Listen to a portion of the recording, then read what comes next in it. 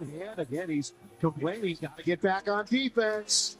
It's 5-on-4. The Lakers' own broadcast team sounded fed up on air, and you could hear it in their voices. Then Jeanie Buss went public and said something about Luka Dončić that no NBA owner has ever said about a superstar they just traded for.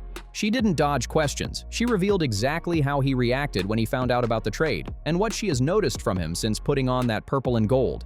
But here is the bigger issue nobody wants to say out loud. Is his behavior on the court about to push her into making another massive decision? Let's rewind to the move that shook the league. On February 2nd, 2025, the Los Angeles Lakers sent Anthony Davis, Max Christie, and a 2029 first-round pick to the Dallas Mavericks for Dončić. Nobody saw that coming. Dallas was 26-23, sitting 8th in the West, not collapsing, not tanking, just floating in the playoff race. And still, boom, franchise centerpiece gone overnight. Mavericks GM Nico Harrison said he only talked to the Lakers. He did not shop Dončić around the league. He also confirmed that Dončić never asked out and never showed hesitation about signing an extension. Let that sink in. Your superstar did not demand out. He did not create drama, and you still pulled the trigger. Harrison even told reporters, "We definitely understand the magnitude of what just transpired," and joked he would not be GM for long if this failed. That was not really a joke. That was pressure talking. Now here is where it turns into a straight poker match. Buss admitted she kept the deal so quiet that even head coach J.J. Redick and key players like LeBron James had no clue until it was done. Think about that. LeBron, the guy people swear has influence on every roster move, found out when the ink was already dry. Redick, the head coach, also in the dark. That tells you this was not collaboration. This was control. Buss said she learned from her father, Jeanie Buss, about waiting for the perfect moment and then going all in. She claimed the Lakers were not actively trying to move Davis or Christie, but when a talent like Dončić becomes available, you do not hesitate. You act. And then she slipped in a subtle jab at Anthony Davis that many people brushed past like it was nothing. But it was not nothing. It sounded like a message about durability, commitment, and who the franchise truly believes in moving forward. Buss admitted that Anthony Davis had been frustrated about how he was being used on the court and where he was playing, and she hinted that this trade might have been a relief for everyone involved. She even praised how secretive both sides were, saying, "I'm really proud that it didn't leak out." That alone tells you how carefully this was handled behind closed doors. The deal goes through, the basketball world explodes, and suddenly Luka Dončić is wearing purple and gold. Everyone assumes he must be thrilled, right? Hollywood lights, championship banners, legends everywhere. You just got traded to the Los Angeles Lakers, the franchise of Magic Johnson, Kareem Abdul-Jabbar, Shaquille O'Neal, and Kobe Bryant. Most players would walk in like they own the building, but that is not what happened. In August 2025, Jeanie Buss sat down for an interview on Slovenian radio and said something that stopped fans cold. Nobody knew the trade was going to happen. I knew, and he didn't know. I've never had a player come to the Lakers and be as sad as he was. He had to process what happened. That word matters. Sad. Not annoyed, not shocked. Sad, like someone trying to understand why their world just flipped upside down. Think about who Dončić was in Dallas. From day one with the Dallas Mavericks, he was the franchise, the golden centerpiece. Everything revolved around him. There was loyalty, patience, belief. Even if they fell short, he was still their guy. Fans would have ridden with him for 15 years if that is what it took. They did it before, with Dirk Nowitzki, who stayed 14 seasons before finally winning in 2011. That kind of unconditional love builds confidence. It builds identity. Luka's the man in Dallas for all of these years. He could do no wrong. In Dallas, no matter what, you are the guy. We love you no matter what. If Luka spends the rest of his career in LA and they don't win, he's not going to be a beloved Laker. But the Lakers are not built on patience. They are built on banners. Buss made that clear in a February 2026 interview when she said, "I think Laker fans have a lot to look forward to. We're about winning and wanting to add more trophies. That is not a development project. That is pressure." She called Dončić an illusionist because of his passing and creativity. She labeled him a must-see attraction. She made it clear he is the new face of the franchise. That is praise, yes, but it is also expectation screaming from the rooftops. Over the summer of 2025, something shifted. Buss noticed he looked more settled when playing for Slovenia at Eurobasket. The Lakers even sent a coach to support Slovenia's national team, showing how invested they were in helping him feel grounded. She pointed to his admiration for Kobe Bryant, someone he met as a teenager, and highlighted moments like donating to restore a vandalized Kobe mural in May 2025. Those are not random gestures. That is someone trying to connect to the history, trying to belong. From Buss's side, the message has been nothing but confidence. She denied that LeBron James had any issues with the move. She emphasized Dončić's all-star fan vote numbers and global pull. She painted a picture of a franchise fully committed to him. But while ownership talks about trophies and bright futures, there is another conversation happening in living rooms, on podcasts, and inside arenas. Because what Dončić has been doing on the court since putting on that Lakers jersey has driven people crazy, and it is not his scoring. It is not the highlight passes. It is something that has followed him from Dallas like a shadow he cannot shake. The constant arguing with referees, the non-stop reactions, the body language. This is not new. It started his rookie year and has grown louder every season. And now in Los Angeles, under the brightest lights in basketball, that habit is no longer background noise. It is front and center, and people are counting every single time it happens. Now let's talk numbers, because this is not just, he complains sometimes. This is documented season after season. By June 2024, Luka Dončić had piled up 78 regular season technical fouls and 9 more in the playoffs. A big chunk of those came directly from arguing with referees. That is not random emotion. That is a pattern. And now, in the 2025 to 2026 season with the Los Angeles Lakers, he is already sitting around 13 technicals with months left to play, on pace for a career high and ranking near the top of the league. In Los Angeles, that kind of stat does not stay quiet. Let's rewind to where this really started. February 12, 2020, second NBA season. The Dallas Mavericks versus the Sacramento Kings. Dončić drives, feels contact, no whistle. He turns and goes straight at referee Mark Ayotte and gets hit with a technical. But what made it messy was Kings head coach Luke Walton standing nearby, sarcastically telling Dončić, "Give the ref his autograph." That comment suggested the officials were favoring the young star. Walton got a technical too. Social media exploded. Some fans said Luka was already getting superstar treatment. Others said he was just competing hard. He finished with 33 points, 12 rebounds, and 8 assists in a win, but the seed was planted. Then came August 30th, 2020, inside the NBA bubble. Game 6 against the Los Angeles Clippers. Emotions were high. Marcus Morris Sr. had already been ejected earlier. Coach Rick Carlisle got tossed too. 6 technicals in one game. In the third quarter, after a disputed call by referee Mark Davis, Dončić threw the ball toward the official and earned another technical. Later, the NBA fined him $15,000. The Mavericks lost 111-97 and their season ended. He had 38 points, 9 rebounds, and 9 assists. But the headlines were not about his stat line. They were about his reactions. May 2021 against the Kings again, and it turned into a spectacle. He picked up 2 technicals in seconds. After an offensive foul call, he yelled, "Hell no," and shook his fist at referee Rodney Mott. Technical. Moments later, he launched the ball down the court in frustration. Second technical. Ejected. That brought his season total to 15 technicals, just one short of an automatic suspension. Carlisle even picked up a tech in the same sequence. Dallas lost 111-99. The league reviewed both calls and upheld them. The referee told reporters the first was for a disrespectful response and the second for throwing the ball in an overt manner. Fans were not just worried about that game. They were worried about whether their franchise star could control himself long enough to stay available. Underneath, they're going to put it in. And 1. And the foul. Well, by the way, when he caught the pass, I mean, he was a good 8 feet behind the three-point line, but wide open. Then, March 22nd, 2023, at Chase Center against the Golden State Warriors. After another no call on a drive, Dončić did something that shocked even longtime critics. He made a money sign gesture toward referee Kevin Scott, rubbing his fingers together, implying bias. That earned him a technical and a $35,000 fine, the largest of his career at that point. Dallas lost 127-125. He scored 30 again, but once more the conversation shifted. Some fans said it was bold, others said it was reckless. This is the thread that keeps showing up. Big performances, big emotions, and moments where the focus drifts from the opponent to the officials. In Dallas, it was frustrating but tolerated. In Los Angeles, under banners and bright lights, every technical feels heavier. Every gesture gets replayed 10 times. And the question hanging over all of it is simple. At what point does passion turn into a liability? By the time the 2024 finals rolled around, even his biggest supporters admitted one thing. Luka Dončić could not leave the referees alone. June 12, 2024. NBA Finals. Game 3 against the Boston Celtics. The Dallas Mavericks were already down 0-2 and fighting to keep their season alive. Dončić fouled out with 4 minutes and 12 seconds left in the fourth quarter. 6 fouls. 4 of them in the final period. A lot of them were defensive reaches and bad positioning, not superstar-level discipline. After the game, he said, We couldn't play physical. 6 fouls in the NBA Finals. Come on, man. Be better than that. Dallas lost 106-99 and fell to 0-3.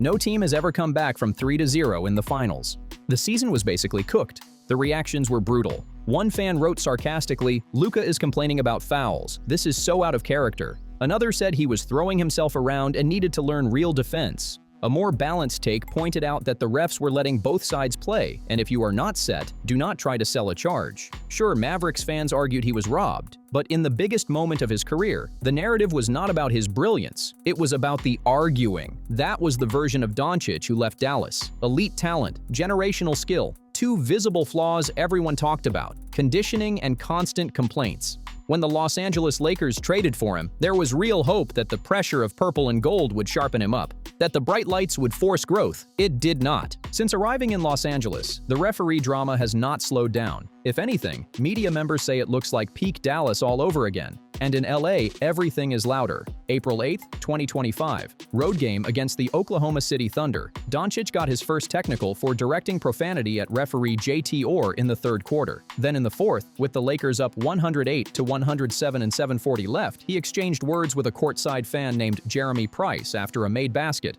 Referee Orr thought it was directed at him. Second technical. Ejection.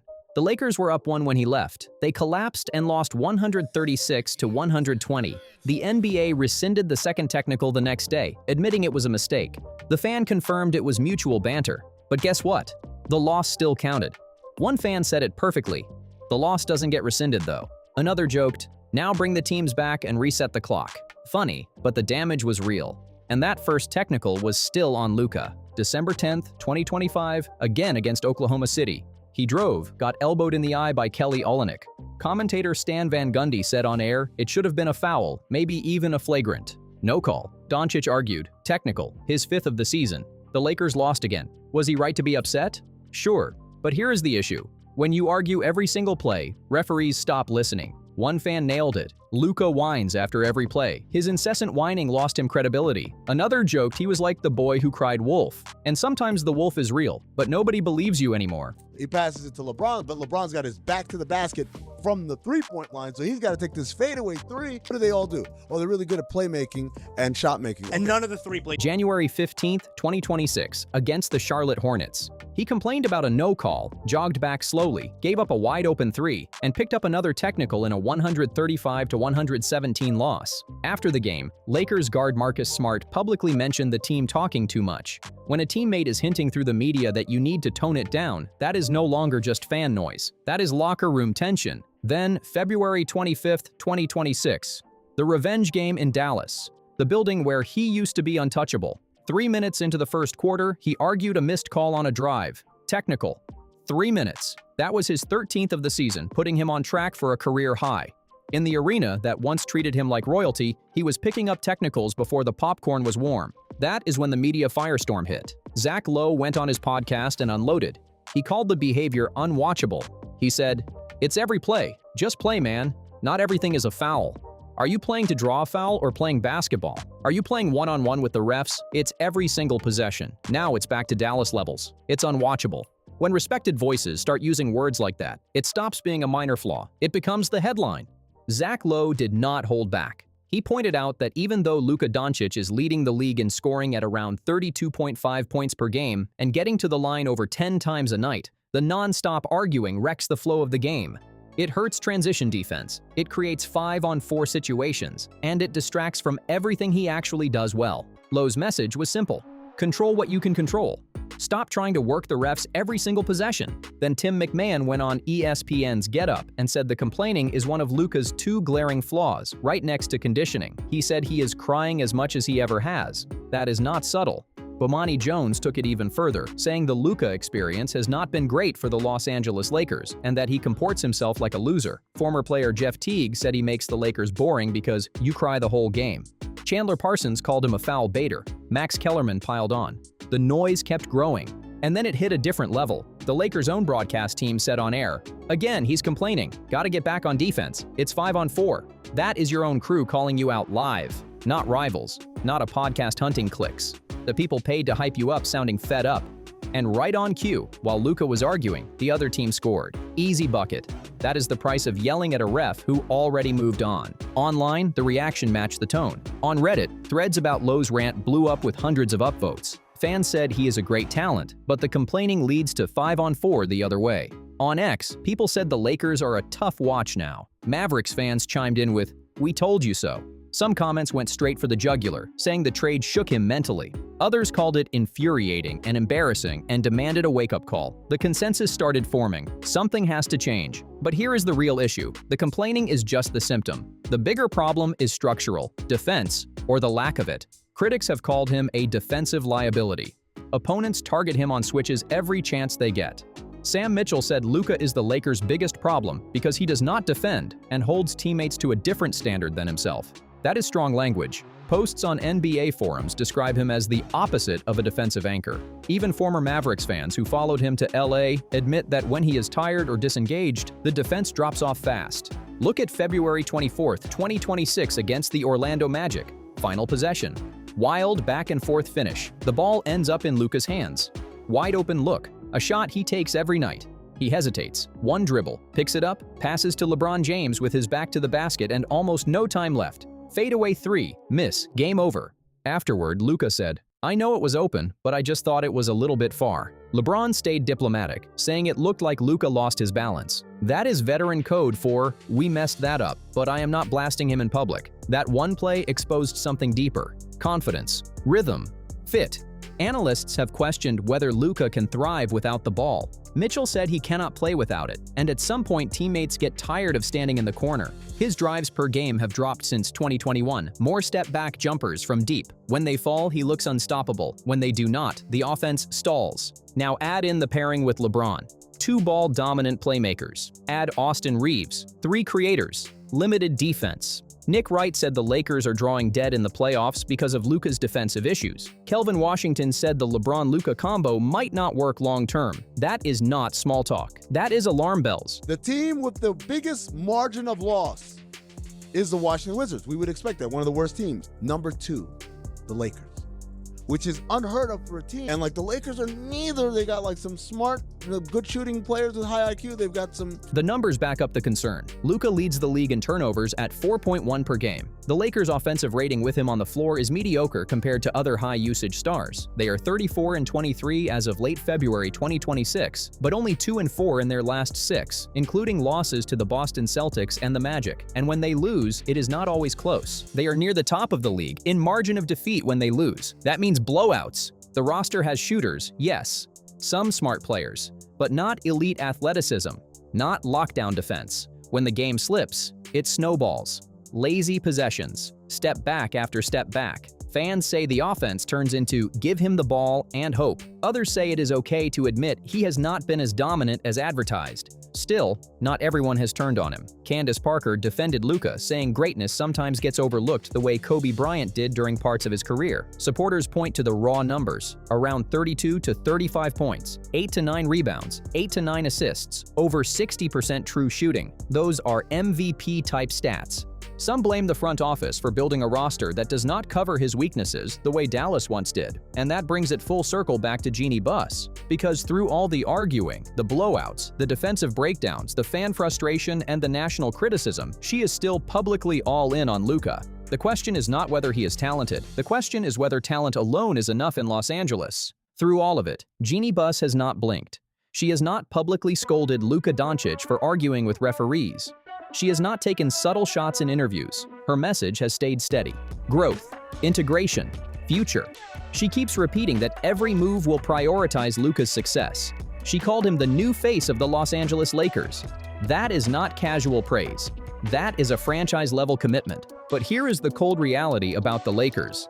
This organization does not survive on patience. It survives on championships. Buss said it herself. They are about winning and adding more trophies. That is the bar. Not second-round exits. Not moral victories. Not, he is putting up great numbers, banners. Right now, as things stand, this team looks like first round and done. The roster has cap space opening up. They have at least 3 first-round picks to maneuver with this offseason. The tools are there, the flexibility is there, the front office has options, but none of it matters if the centerpiece cannot tighten up the details that keep hurting them. This is the tension nobody wants to say out loud. Buss admitted he was the saddest player she has ever seen walk through those doors. She went all in on him anyway. She declared the future belongs to him. That is belief. But she also made it clear this franchise is about results. And when sadness, frustration, defensive lapses, and public criticism start stacking up against championship expectations, pressure builds fast in Los Angeles. The trade was a poker move. She played it like one. She pushed her chips to the middle of the table and bet on Luka being the guy. Right now, the cards do not look dominant. The defense is shaky, the chemistry is uneven, the noise is loud, but the hand is not finished. The real question is simple. Can Luka mature fast enough to meet the standard before the standard turns on him? Because if you think the Buss family will let the Lakers drift just to protect one player's feelings, you do not understand their history. This is a franchise built on stars, yes, but more than that, it is built on winning. And if something stands in the way of that, changes happen. Fast.